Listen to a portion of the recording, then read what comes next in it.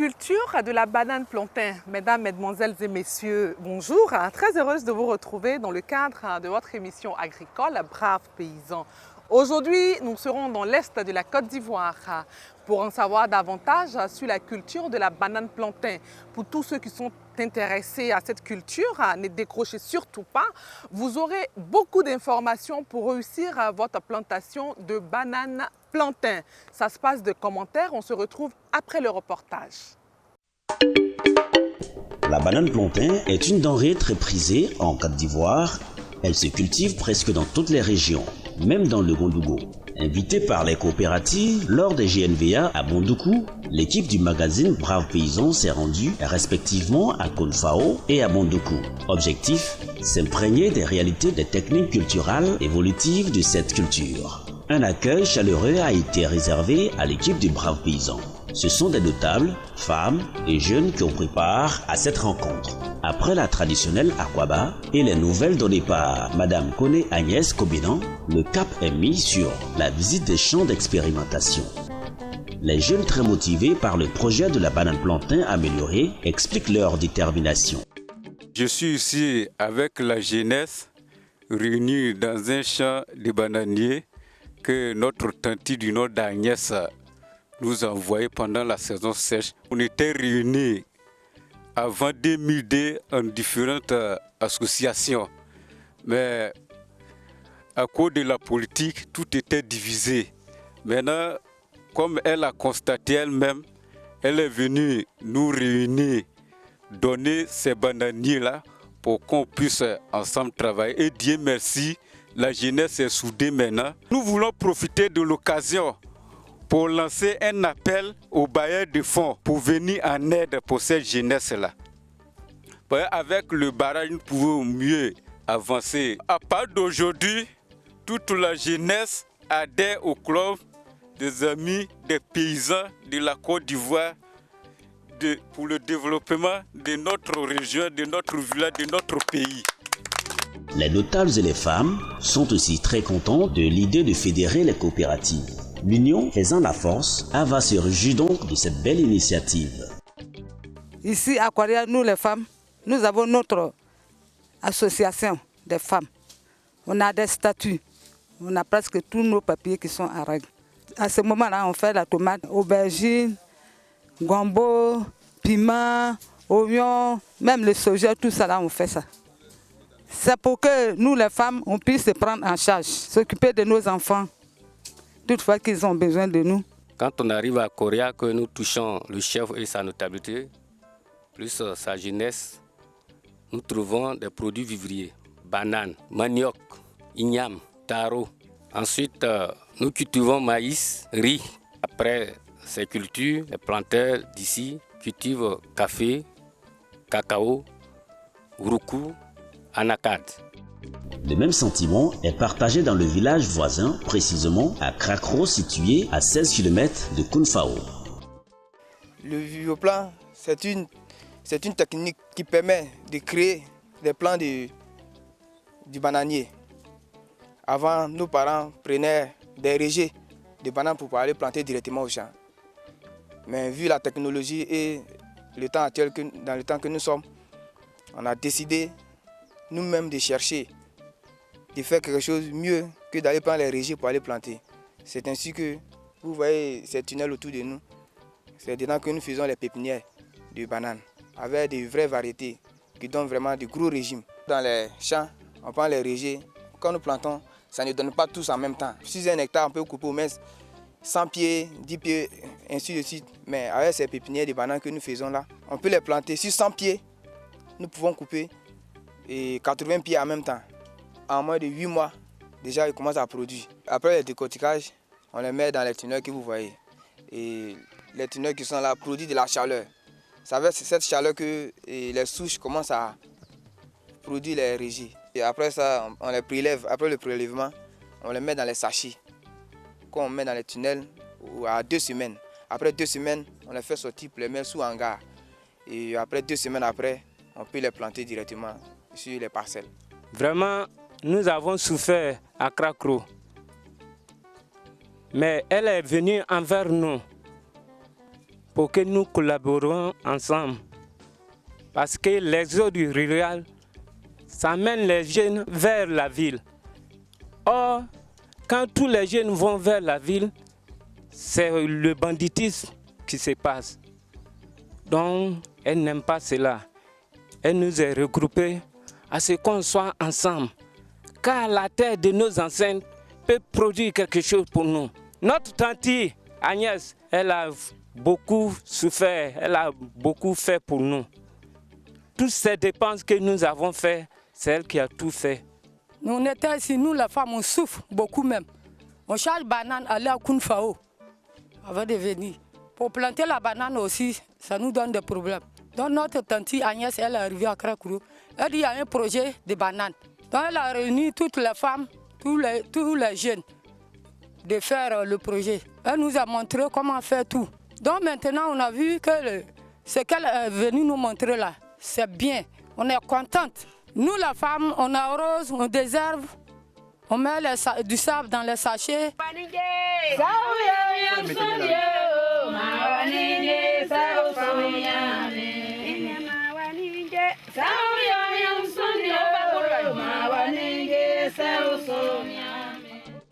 Kone Agnès Kobenan, l'initiatrice du projet, donne les raisons profondes de son engagement en faveur de la population de son département.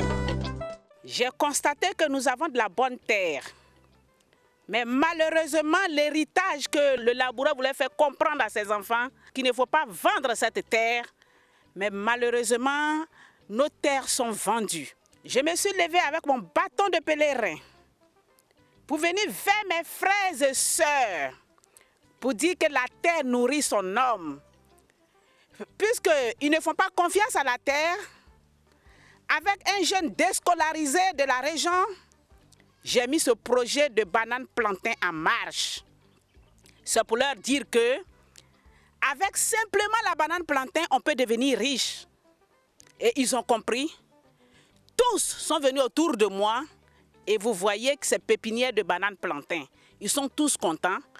Et vous voyez cette terre qui est à côté, ça fait 6 hectares 37. On a mis des gens en valeur, mais nous tendons la main vers les opérateurs, vers les bailleurs de fonds pour pouvoir nous financer, pour que nous puissions faire la banane contre saison. Vous voyez, il faut du bois, il faut la main d'œuvre, il faut les sachets.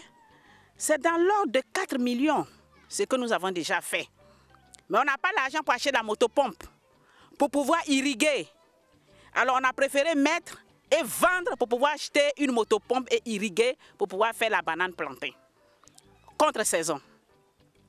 Ce qui est fait, on veut montrer au monde entier, grâce au FIRCA, on peut mettre des bananes en pépinière.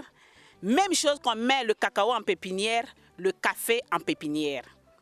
Nous avons fait cela pour dire que même si tu ne plantes pas, tu peux vendre la pépinière. Aujourd'hui, à notre actif, nous avons 20 000 plants de bananes plantains que nous pouvons vendre. Ça peut être cultivé sur plus de 10 hectares.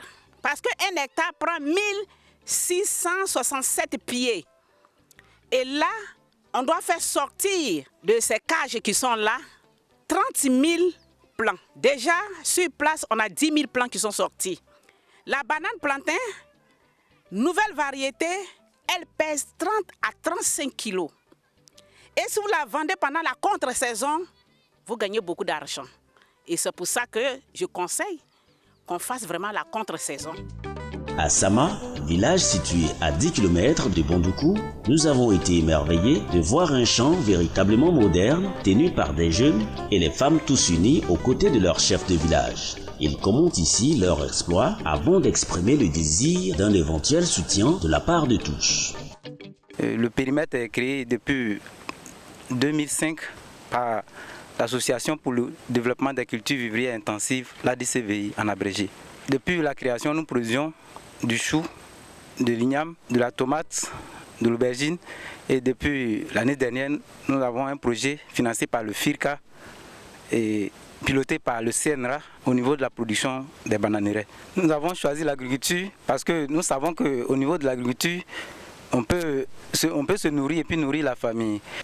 En tant que président, je veux que les bailleurs qui viennent nous aident à avoir un tracteur avec encore des kits d'irrigation. Parce que nous avons besoin de kits d'irrigation. Nos kits d'irrigation sont déjà vieillissants. Les kits sont là depuis 9 ans. Nous avons trois types de variétés sur le périmètre de Sama. Nous avons la variété FIA 21, nous avons les Pita 3 et les Orichele. Ce sont les nouvelles variétés. Ce que vous voyez derrière moi, ça c'est Pita. Ce qui est en face de vous là-bas, c'est FIA. Voilà, nous avons les Orichele de l'autre côté là-bas, en bas. Senra a donné nous 3 hectares, nous-mêmes on l'a complété, ça fait 4 hectares. Et on veut aide maintenant, ici l'année prochaine, on peut faire peut-être 100 hectares. C'est ça, on demande aide. La Côte d'Ivoire est nous aider. Le message que je lance à la jeunesse, je l'ai déjà lancé à Koria, qui est mon village, d'être unis. C'est dans l'union qu'on peut réussir beaucoup de choses. Alors c'est pour dire à la jeunesse, il n'est pas question d'aller en ville. Il faut rester au village. Vous gagnez plus d'argent qu'en ville. Et qu'au village, on est beaucoup plus respecté. Je lance ça surtout aux femmes. Aujourd'hui, l'émergence 2020, c'est vous les femmes qui devez envoyer cette émergence-là. Vous vous êtes mises au travail. Et je sais que l'émergence 2020 doit être gagnée par les femmes. On peut le dire, Bondoukou, réputée région de l'Igname, est aussi productrice de bananes plantains. Vivement que tous ces braves paysans soient encouragés afin que le peuple de Gondougo, un peuple vaillant et travailleur, continue dans la voie du développement agricole de la Côte d'Ivoire.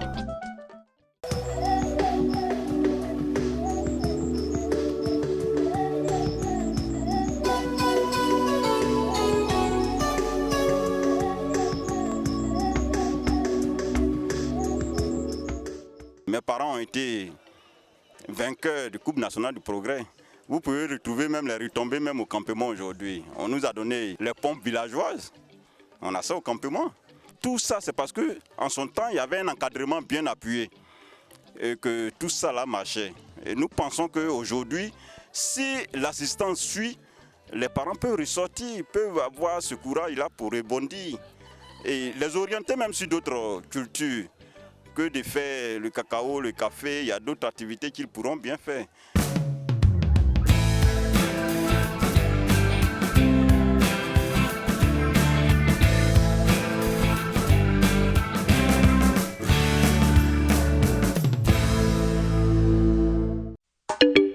Président de plusieurs associations agricoles et coopératives, toujours au service de sa région, à la recherche de ses pairs paysans, Bini Yao est un battant dans le Gondougo parmi les siens. À part ses champs de culture pérennes, entre autres l'anacarde, le cacao et bien d'autres, Yao Bini cultive aussi toutes sortes de cultures vivrières. Son amour pour l'agriculture n'est plus à démontrer. Je suis M. Pété Bini, je suis le président de la coopérative Escopavive et président aussi de la mutuelle technique agricole du Zazan, la Mutaza.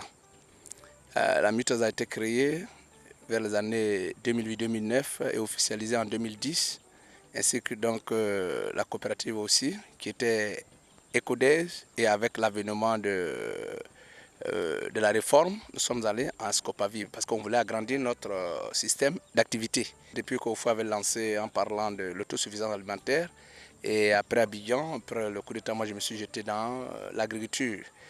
Nous avons fait beaucoup d'actions avec nos amis, avec lesquels on a eu l'idée de créer, de s'asseoir, de rester chez nous.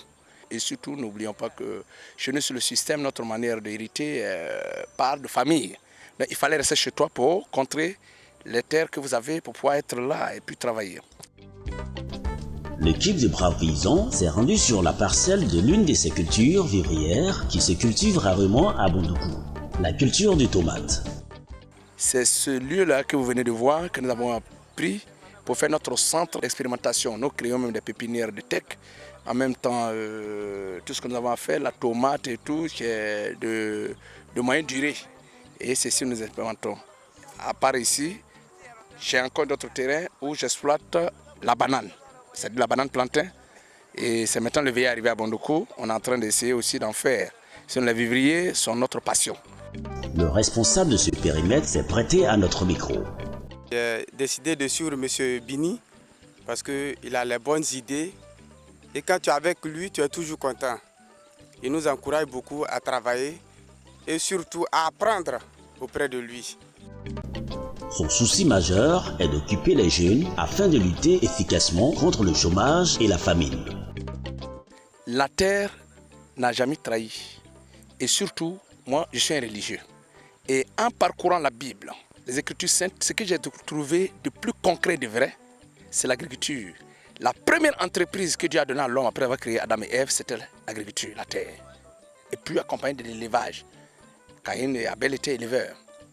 Alors, quand j'ai vu cette réalité, j'ai compris que dire que je suis à Abidjan, il n'y a pas de travail, on n'a pas de quoi faire. Et même si tu as travaillé à Abidjan, quand j'ai analysé, le salaire était maigre. Le salaire était maigre. Dans le temps, j'ai travaillé à Abidjan jusqu'à j'ai eu à peu près 200 000 francs par mois. Je me suis rendu compte qu'avant la fin du mois, j'ai des problèmes. J'ai arrêté. Parce que tout le monde dit, ah, tu travailles. Tu travailles pour aller où? Et je me suis rabattu à la terre. Non seulement j'ai tiré dans manger, avec mes enfants et ma famille, mais le peu qui me reste à vendre, c'est sécurisé. Donc je me suis rendu compte qu'il fallait rester chez toi. Et j'ai trouvé que la terre pouvait m'arranger mieux. Et là, je suis très autonome. Tous ses proches ont le virus du travail de la terre, à l'image de cette présidente des coopératives. Ici, nous faisons la tomate, il y a du piment dedans, il y a des aubergines. Il faut donner l'exemple. Nous avons des jeunes frères qui travaillent ici. C'est la jeunesse qui travaille. Il faut venir les encourager. Il faut venir aussi leur donner coup de main. Ce qu'ils vont vous voir faire, même quand tu ne seras pas là, ils vont bien le faire. Donc je viens de temps en temps. Ici, comme il y a l'autre côté aussi, il y a la banane là-bas.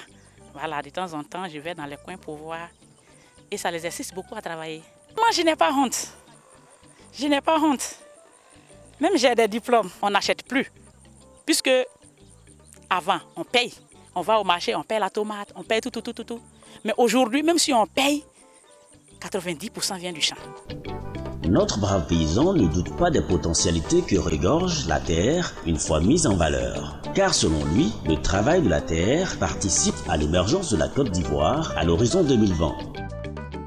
J'ai eu la chance, moi, de côtoyer beaucoup de personnes. Effectivement, le président Soro, à l'époque, il était Premier ministre, j'ai été affecté personnellement. C'est-à-dire que je l'ai suivi de près, j'ai vu. De même, le président Oufoué, à l'époque, il a trop parlé de l'agriculture. Et le président Bédié, sa force de l'agriculture aussi. J'ai dit aux jeunes, venez à la terre. Ceux qui sont au bureau là. Moi, j'appelle ça une chance que Dieu donne. Sinon, c'est parce que les gens pensent que quand tu vas à la terre, c'est une malédiction, c'est faux. L'homme qui a la terre plus bénie. Regardez, vous avez vu un fonctionnaire mourir, laisser son diplôme, venir son fils à hériter. Mais la terre, ton fils peut hériter. Je pense qu'il est de notoriété que tous les jeunes reviennent à la terre. Moi, c'est ma conception. Au lieu de rester habillé, on n'a pas de travail, on n'a qu'à venir à la terre. Chacun n'a qu'à venir occuper la parcelle de son grand-père. Et c'est fini. Vous allez voir, on va s'en sortir. Il rêve de voir les fils et les filles de sa région unis en fédérant les coopératives de Gondougo pour le développement durable de l'agriculture et remercie le président de l'Assemblée nationale, son Excellence Guillaume Kibafori Soro, pour ses actions en faveur du monde agricole.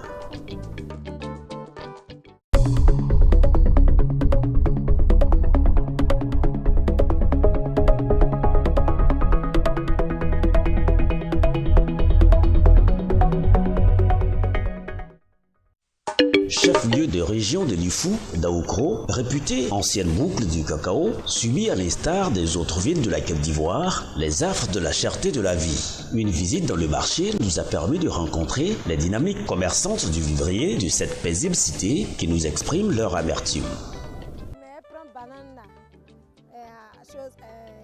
Derrière fleuve, je prends voiture. En tout cas, voiture là, c'est cher. Quand on va comme ça là, c'est cher. Banane là aussi, quand on en voit là, ça ne paye pas. Ça pourrit seulement. Donc vraiment, on demande l'État de nous aider, de chercher quelque chose pour nous aider. Bon, sincèrement, on se dit qu'on a Daoukro. En tout cas, le vivre est vraiment cher. C'est cher parce que les dames aussi, elles vont acheter. Et nous, on rachète dans leurs mains. Vraiment, c'est vraiment cher. Donc vraiment, essayez de voir pour nous. On se dit qu'on est ici, on est à l'intérieur. Ça va être un peu moins cher, mais c'est comme si on est à Abidjan même. Répondant à leurs préoccupations, l'équipe de AVA leur a donné quelques pistes de solutions et a annoncé la tenue prochaine des Journées nationales de valorisation de l'agriculture, des ressources animales et halieutiques JNVA 2015 dans leur localité. Journées qui prendront en compte les préoccupations des braves paysans de l'UFU. Par la suite, notre équipe a visité des sites qui pourraient accueillir ce grandissime événement, place Henri Conan-Bédier, le bâtiment du conseil régional, la mairie et la sous-préfecture. Après l'écho retentissant des JNVA organisés les 4, 5 et 6 décembre à Bondoukou qui ont tenu toutes leurs promesses, Cablan-Ange Michael, chef de projet à AVA, a donné quelques innovations de l'édition 2015. Cette année, les JNVA vont donc se tenir ici à Daoukro sous le thème principal qui est le financement des activités agro-pastorales en Côte d'Ivoire, quelle est la stratégie. Il va donc s'agir lors de ces JNVA de trouver des stratégies concrètes à mener pour que les activités donc, de l'agriculture et de l'élevage en Côte d'Ivoire trouvent des financements. Entre autres innovations cette année, il s'agit de sélectionner la plus belle paysanne. Les critères pour la sélection de cette plus belle paysanne va donc porter sur ce dynamisme de travail à la terre en milieu féminin. C'est encore pour nous l'occasion de dire merci à tous nos partenaires qui nous accompagnent et encore une fois solliciter leur appui pour que ces JNVA 2015 à Daoukro soient effectivement réalisés pour le bonheur, une fois de plus, des braves paysans et des braves paysannes de Côte d'Ivoire. Notons que pour joindre l'acte à la parole, AVA a immédiatement lancé les JNVA 2015 en remettant au cours du déjeuner offert par le président Bédier à sa résidence privée de Daoukro le programme officiel de cette édition. Les préparatifs entamés, vivement JNVA 2015 à Daoukro avec nous l'espérons plus d'annonceurs et partenaires pour le bonheur des braves paysans de Côte d'Ivoire. Le gouvernement ivoirien a renforcé le parc de l'Agence nationale d'appui au développement, ANADER, avec 73 véhicules et 110 motos pour accroître l'efficacité des agents de cette structure dans ces zones d'intervention. Ces engins ont été offerts à l'occasion de la cérémonie de remise des clés du siège de l'ANADER, dont 80% de son patrimoine immobilier avait été détruit suite à la crise post-électorale survenue en Côte d'Ivoire entre décembre 2010 et avril 2011. Coût de la rénovation des bâtiments et équipements des bureaux, 3,5 milliards de francs CFA. Le président du conseil d'administration, le professeur Kwame Brou, a tenu à saluer l'appel du conseil d'administration entendu par le ministre.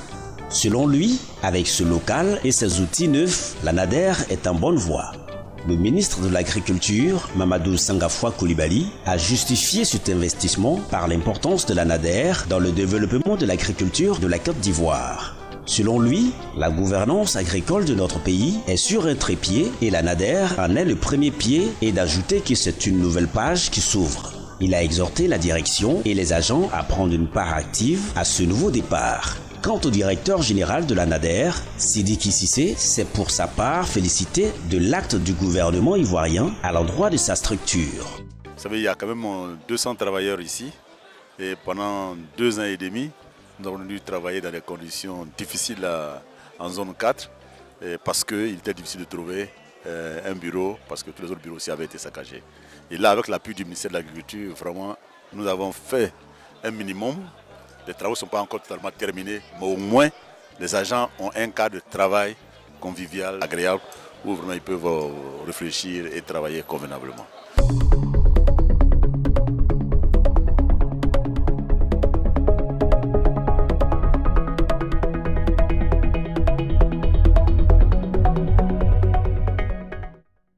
C'est terminé pour aujourd'hui. Rendez-vous est pris dans 15 jours pour un nouveau numéro de votre émission agricole Braves Paysans. Pour vos avis et suggestions, vous pouvez nous contacter à l'adresse qui s'affiche au bas de votre petit écran. Pour ceux également qui souhaiteraient nous recevoir dans leur région, dans leur pays, vous pouvez également nous appeler. Rendez-vous dans 15 jours. D'ici là, pour ceux qui veulent revoir aussi nos émissions, vous pouvez aller sur notre site internet www.avaci.net. Que Dieu bénisse l'Afrique, particulièrement la Côte d'Ivoire. Vive nos braves paysans. À très vite.